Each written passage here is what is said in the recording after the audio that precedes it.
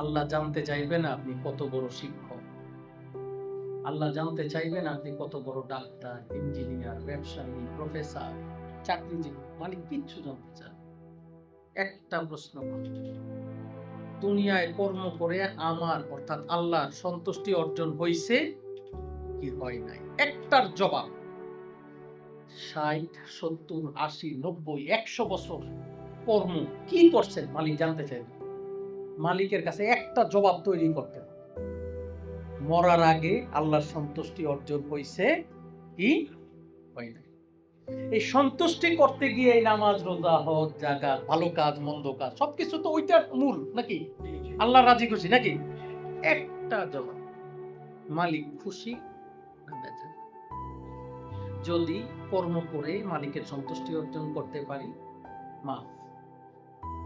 যদি আল্লাহর একবার আশেক হইয়া যান, আল্লাহ যদি একবার পছন্দ করে, উনি আপনার পাপ, পঙ্কিলতা, অন্যায়, অপরাধ না দেখান বার করেন, দেখবে না কয়টা খুন করছে, দেখবে না কত জুলুম করছে। প্রেমের কানেকশন যদি একবার এস্টাবলিশড হয়ে যায়, বান্দা তত পাপ করতে পারে না, আপনার আমার মালিক যত মাফ করতে পারে। ওই কানেকশনটা এস্টাবলিশড করতে, হঠাৎ করে 3 মিনিটের একটা কাজ করছেন, মালিক খুশি হয়ে গেছে, মৃত্যুর আগে ওই 3 মিনিট হইলো আপনার জন্য ক্ষমার দরজা। ওই 3 মিনিটের উসিলায় আপনার 60 বছরের জীবনের অপরাধ সব মাফ। এটার নাম সাবর। ওই 3 মিনিটের প্রজ্বলিত নূর আপনাকে পরিবর্তন করে দিতে পারে সারা জীবনের গুনাহগাটা।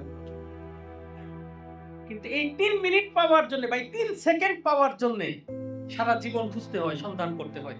এই 3 সেকেন্ড, এই 1 সেকেন্ড, এই মিলি সেকেন্ড কখন আপনার জীবনে ঘটবে আমরা তো জানি না নাকি।